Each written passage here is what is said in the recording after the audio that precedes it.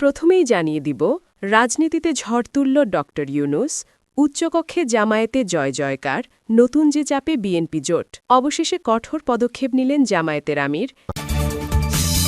জানিয়ে দিব নির্বাচন ইস্যুতে ঢাকায় বিক্ষোভের ডাক ১১ দলীয় জোটের, ৩০ আসনের ভোটের ফলাফল বাতিলের দাবি জামায়াতের।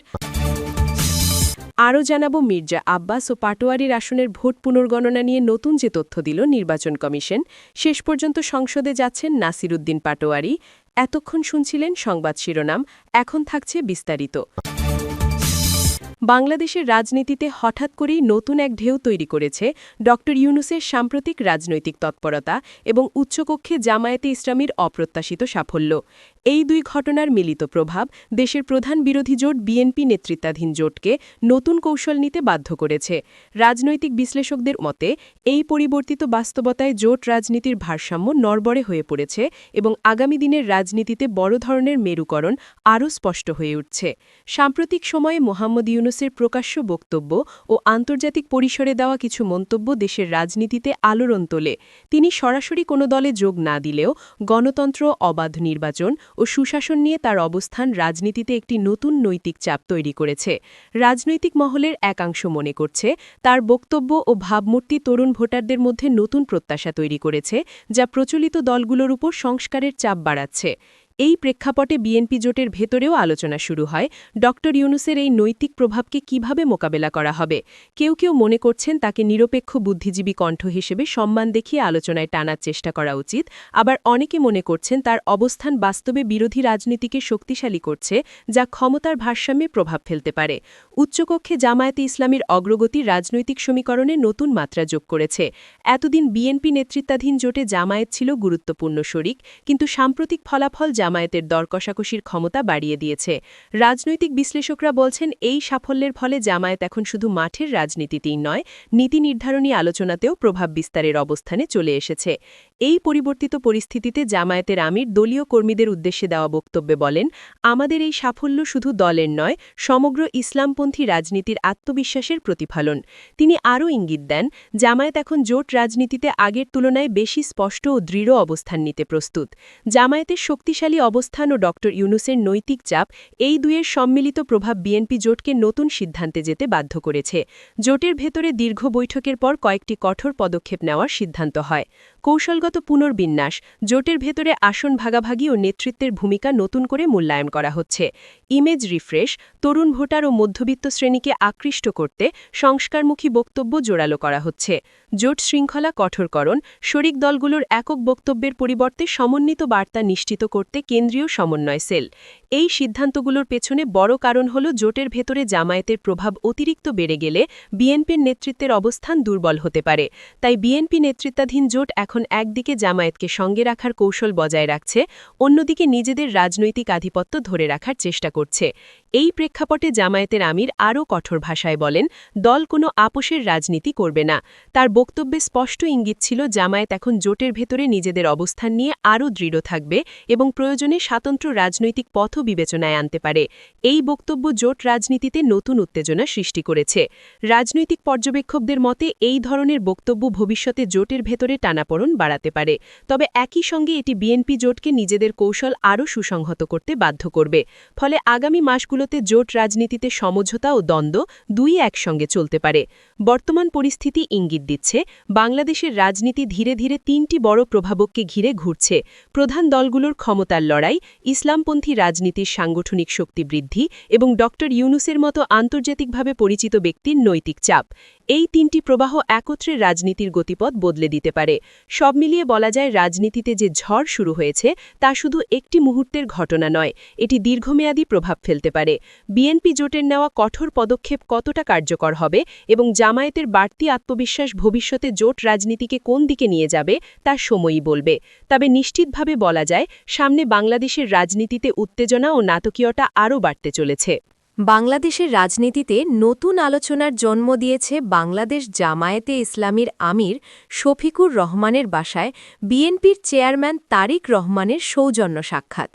রাজধানীর বসুন্ধরা আবাসিক এলাকায় গত রোববার সন্ধ্যা ৭টা ১০ অনুষ্ঠিত এই বৈঠককে রাজনৈতিক বিশ্লেষকরা দেখছেন প্রতীকী হলেও গভীর তাৎপর্যপূর্ণ এক ঘটনা হিসেবে। নির্বাচনের পর রাজনৈতিক মেরুকরণ যখন তুঙ্গে, তখন দুই শীর্ষ নেতার এই সাক্ষাৎ ভবিষ্যৎ রাজনীতির গতিপথ নিয়ে নতুন করে আলোচনা উস্কে দিয়েছে। বিএনপির মিডিয়া সেল সূত্রে জানা যায়, মূলত সৌজন্য সাক্ষাৎ ও কুশলাদি বিনিময়ের উদ্দেশ্যেই তারেক রহমান জামায়াত আমিরের বাসায় যান। তবে রাজনৈতিক বাস্তবতায় এমন সাক্ষাৎ নিছক সৌজন্য সাক্ষাৎ হয় না, এটাই বাংলাদেশের রাজনীতির বাস্তবতা। বৈঠকে দু নেতার মধ্যে দেশের সমসাময়িক পরিস্থিতি, নির্বাচন পরবর্তী স্থিতিশীলতা, বিরোধী রাজনীতির ভূমিকা এবং সহিংসতা প্রতিরোধের মতো স্পর্শকাতর বিষয় নিয়ে আলোচনা হয়। সাক্ষাতের পর শফিকুর রহমান তার ব্যক্তিগত ফেসবুক পেজে একটি দীর্ঘ স্ট্যাটাসে বৈঠকের বিষয়বস্তু জাতির সামনে তুলে ধরেন। তিনি সেখানে তারেক রহমানকে বাংলাদেশের ভবিষ্যৎ প্রধানমন্ত্রী হিসেবে অগ্রিম অভিনন্দন জানান। রাজনৈতিক মহলে এই বক্তব্য তাৎক্ষণিক প্রতিক্রিয়া তৈরি করে। কেউ এটিকে কৌশলগত সৌজন্য হিসেবে দেখছেন, কেউ দেখছেন ভবিষ্যৎ জোট রাজনীতির প্রতি একটি ইঙ্গিত হিসেবে। বৈঠকের সবচেয়ে গুরুত্বপূর্ণ দিকগুলোর একটি ছিল নির্বাচন পরবর্তী সহিংসতা রোধে তারেক রহমানের আশ্বাস। শফিকুর রহমান তার স্ট্যাটাসে উল্লেখ করেন, বিরোধী দলের কর্মী ও সংখ্যালঘু সম্প্রদায়ের ওপর যে কোনো হামলা ঠেকাতে কার্যকর পদক্ষেপ নেওয়ার বিষয়ে তাকে আশ্বস্ত করা হয়েছে। বাংলাদেশের রাজনৈতিক ইতিহাসে নির্বাচন পরবর্তী সহিংসতা নতুন কিছু নয়, তাই এই আশ্বাসকে অনেকে ইতিবাচক বার্তা হিসেবে দেখছেন।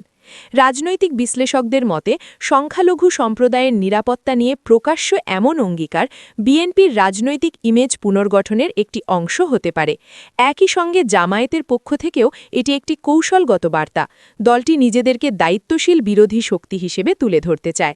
শফিকুর রহমান তার বক্তব্যে যে ফ্যাসিবাদ মুক্ত সার্বভৌম ও ইনসাফ ভিত্তিক বাংলাদেশের স্বপ্নের কথা বলেছেন, তা জামায়াতের রাজনৈতিক বয়ানের ধারাবাহিকতা বহন করে। তিনি স্পষ্ট করে জানান, জামায়াত ১১ দলীয় জোটের সঙ্গে মিলে একটি গণতান্ত্রিক ও সাংবিধানিক শাসন ব্যবস্থার পক্ষে থাকবে। তবে একই সঙ্গে তিনি জোর দিয়ে বলেন, জামায়াত কোনো আপোষহীন বিরোধী দলের ভূমিকা ছাড়বে না। এখানেই বৈঠকের রাজনৈতিক তাৎপর্য আরও স্পষ্ট হয়। একদিকে জাতীয় স্বার্থে নির্বাচিত সরকারকে সহযোগিতার আশ্বাস, অন্যদিকে আদর্শিক বিরোধিতায় আপোষহীন থাকার ঘোষণা। এই দ্বৈত অবস্থান মূলত কনস্ট্রাকটিভ অপোজিশন বা গঠনমূলক বিরোধী রাজনীতির ধারণার সঙ্গে সামঞ্জস্যপূর্ণ। অর্থাৎ সরকার জনকল্যাণমূলক কাজ করলে সমর্থন, আর যেখানে জবাবদিহিতা প্রয়োজন সেখানে কঠোর অবস্থান, এই নীতিতেই চলতে চায় জামায়াত। তারেক রহমানের এই সফর বিএনপি জামায়াত সম্পর্কে নতুন অধ্যায়ের সূচনা কি, এই প্রশ্ন এখন রাজনৈতিক অঙ্গনে ঘুরপাক খাচ্ছে।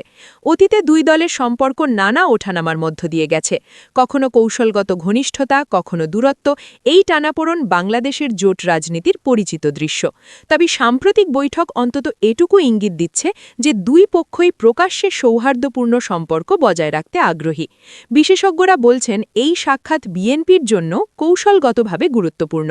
একদিকে জামায়াতের মতো সংগঠিত রাজনৈতিক শক্তিকে পাশে রাখা, অন্যদিকে নিজেদের আন্তর্জাতিক অঙ্গনে সহনশীল ও দায়িত্বশীল হিসেবে তুলে ধরা। এই দুই লক্ষ্য একসঙ্গে অর্জনের চেষ্টা বিএনপির কৌশলের অংশ হতে পারে। সব মিলিয়ে শফিকুর রহমানের বাসায় তারেক রহমানের সৌজন্য সাক্ষাৎ নিছক সামাজিক সৌজন্যের চেয়েও বেশি কিছু। এটি রাজনৈতিক বার্তার একটি শক্তিশালী প্রদর্শন। এই বৈঠক দেখিয়ে দিল, নির্বাচন পরবর্তী রাজনীতিতে সংঘাতের পাশাপাশি সংলাপের রাজনীতিও গুরুত্বপূর্ণ হয়ে উঠছে। সরকার বিরোধী সম্পর্ক যদি ভবিষ্যতে এই ধারায় এগোয়, তবে তা দেশের রাজনৈতিক স্থিতিশীলতার জন্য ইতিবাচক হতে পারে।